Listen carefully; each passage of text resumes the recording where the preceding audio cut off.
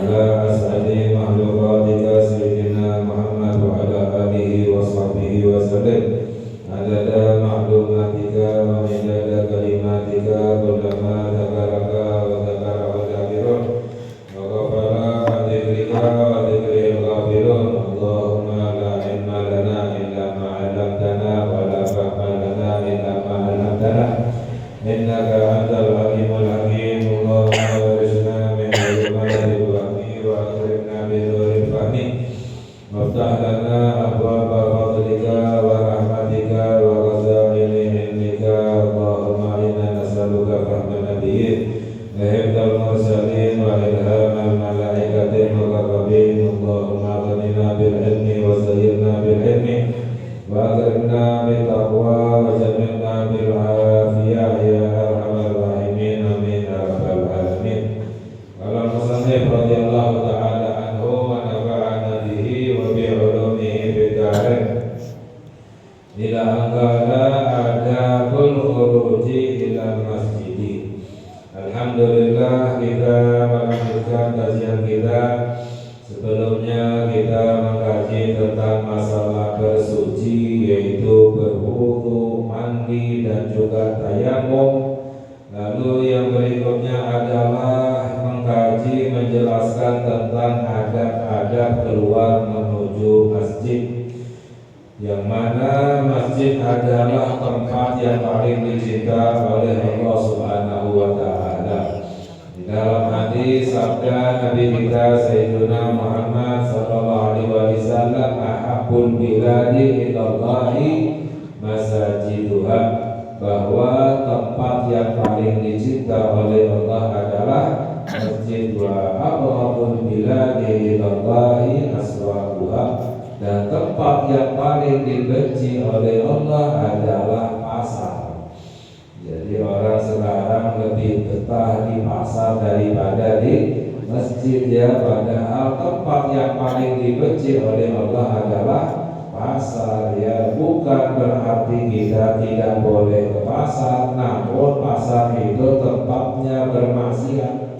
Ya, kita lihat, ya, apalagi misalnya di bulan Ramadan, ya, seperti bukan di dalam bulan Ramadan, ya, tempatnya orang menipu, tempatnya orang mendolimi, tempatnya orang curang, dan lain sebagainya, ya. Jadi pasar itu adalah tempat yang paling dibenci oleh Allah, karena tempat kelalaian orang banyak yang lupa, ya, kepada Allah Subhanahu wa Ta'ala di dalam pasar.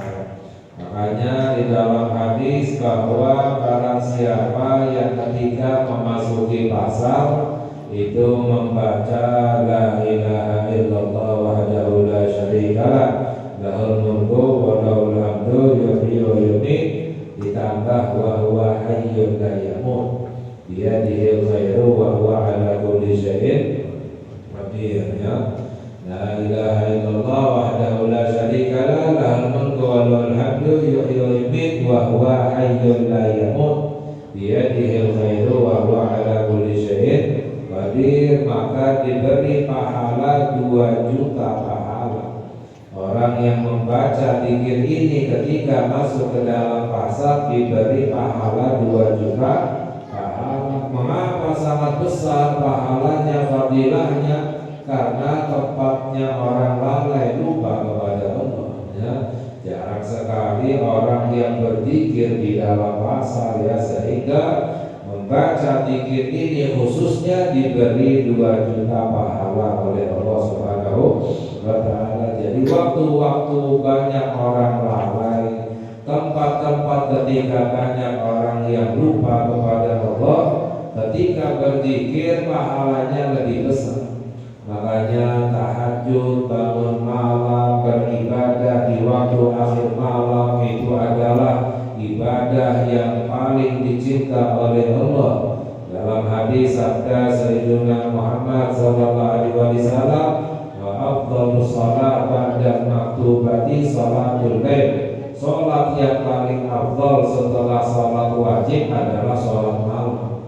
Mengapa sholat tahajud, ya, itu besar fadilahnya? Karena banyak orang yang lalai, tidur, lupa kepada Allah Subhanahu wa Ta'ala. di waktu duha, orang yang sholat duha itu tidak dianggap orang yang lupa kepada Allah, akan diberkahi hidupnya, rezekinya oleh Allah. Fadilahnya sangat besar orang yang sholat duha, ya sholat yang mendatangkan keberkahan itu adalah sholat duha. Ya, mengapa fadilahnya sangat besar? Karena di waktu duha banyak orang yang lupa kepada Allah Subhanahu wa ta'ala. Jadi tempat-tempat yang banyak orang lupa, ya waktu-waktu banyak orang lupa ibadah di dalamnya, berzikir lebih besar fadilahnya dari Allah Subhanahu wa ta'ala. Ya, jadi kembali lagi bahwa pasar itu tempat yang paling dibenci oleh Allah, ya tempat yang paling dicinta oleh Allah itu adalah masjidnya. Dijelaskan bahwa ada keluar menuju masjid, ya faida faraghta min taharatika, ketika kamu selesai dari bersucimu, fasalli fi baitika rak'atayil fajri, maka sholatlah di dalam rumahmu sholat sunnah fajar. Karena sebenarnya sholat sunnah itu afdolnya di rumah. Ya, sholat sunnah itu afdolnya di rumah. Ya, sholat, ya dalam hadis bahwa sholat yang paling afdol itu adalah sholat di rumah kecuali sholat wajib. Ya, sholat wajib afdolnya adalah di masjid. Ya, kecuali sholat sunnah tertentu yang dianjurkan di masjid, misalnya sholat tarawih atau sholat isyraq, yang dianjurkan di dalam masjid karena sunnahnya adalah orang sholat subuh berjamaah, zikir sampai masuknya waktu isyraq, ya lalu sholat 2 rakaat atau 4 rakaat sholat isyraq. Ya, dalam hadis fadilahnya sama seperti haji dan umroh, sempurna. Jadi sempurnanya diulang 3 kali oleh Nabi Muhammad Sallallahu Alaihi Wasallam. Jadi rahmatnya Allah, ya itu sangat besar. Sekarang kita mau umroh itu biayanya besar, ya apalagi haji udah biayanya mahal dan antrinya itu sampai puluhan tahun, ya.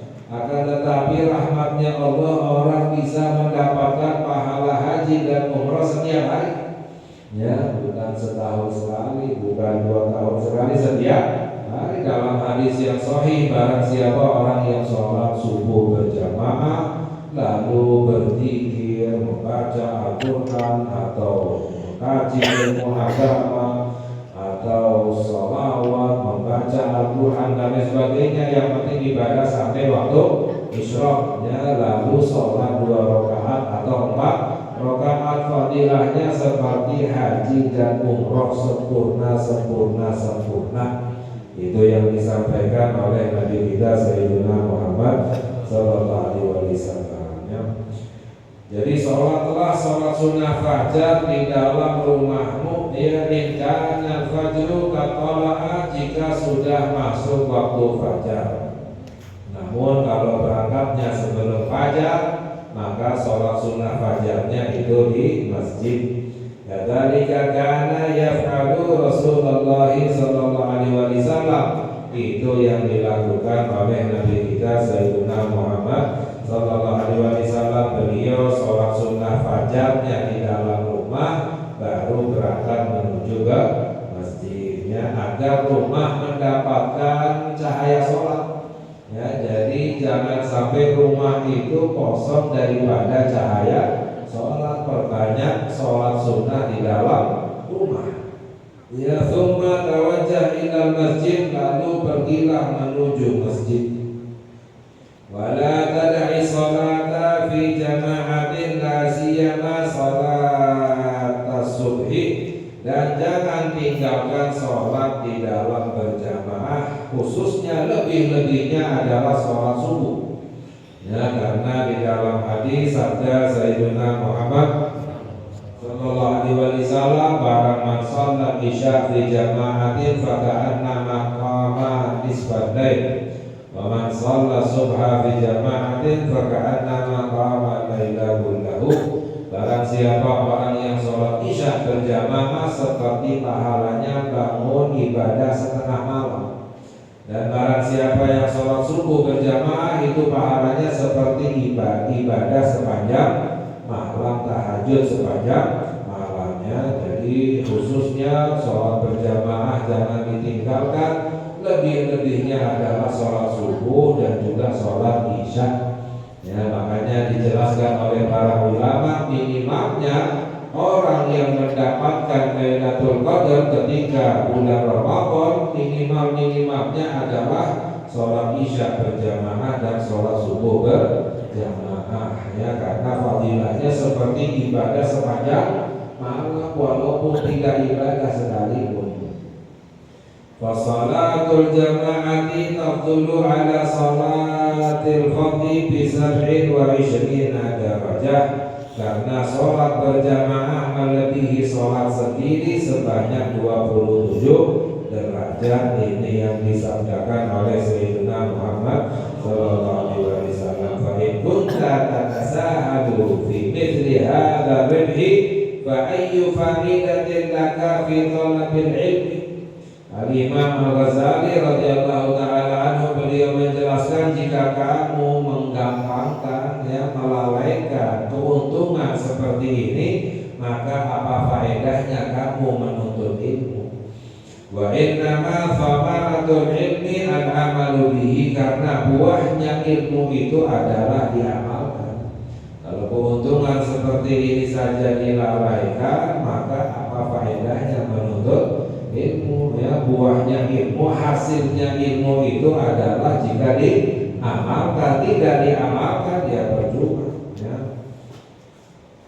Jadi diamalkan ini untuk laki-laki, ya, untuk laki-laki. Untuk wanita itu sholat tidak dilihat dari berjamaahnya, ya. Untuk wanita lebih afdhalnya semakin tersembunyi ibadahnya, semakin tersembunyi sholatnya itu semakin afdal, ya. Jadi untuk wanita tidak dilihat dari berjamaah, untuk laki-laki dilihat dari berjamaah. Kalau tidak berjamaah itu kurang sholatnya. Tapi untuk wanita tidak dilihat dari jamaahnya, semakin tersembunyi walaupun sholat sendiri itu lebih afdal, ya. Pernah ada sahabat wanita yang mengadu kepada Nabi kita Sayyidina Muhammad sallallahu alaihi wasallam, wahai Rasulullah, aku ini ingin untuk sholat berjamaah bersama, ingin sholat berjamaah dengan Nabi Muhammad sallallahu alaihi wasallam. Dijawab oleh Nabi Muhammad sallallahu alaihi wasallam, sholatmu di dalam rumahmu di tempat yang paling tersembunyi lebih afdal daripada sholatmu di dalam kamarmu. Sholatmu di dalam kamarmu itu lebih afdal daripada sholatmu di dalam ruangan rumahmu. Sholatmu di dalam ruangan rumahmu lebih afdal daripada sholatmu di dalam masjid yang dekat dengan rumahmu.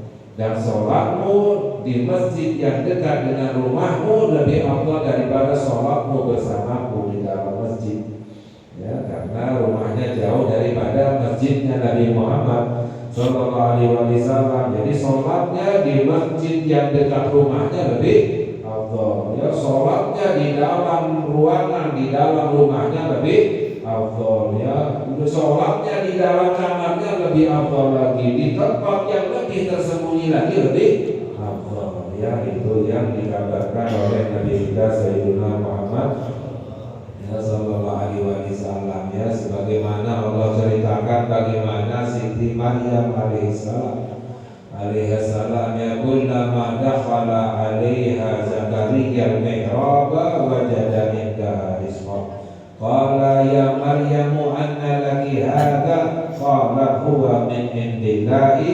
innallaha yarzuqu man yasha'u bighairi hisab. Dalam Al-Quran Allah berfirman, setiap kali Nabi Zakaria alaihissalam datang menemui Siti Maryam di dalam mihrabnya, mihrab, ya, tempat ibadahnya, tempat sholatnya, wajada indaha rizqa, menemukan ada rezeki di situ.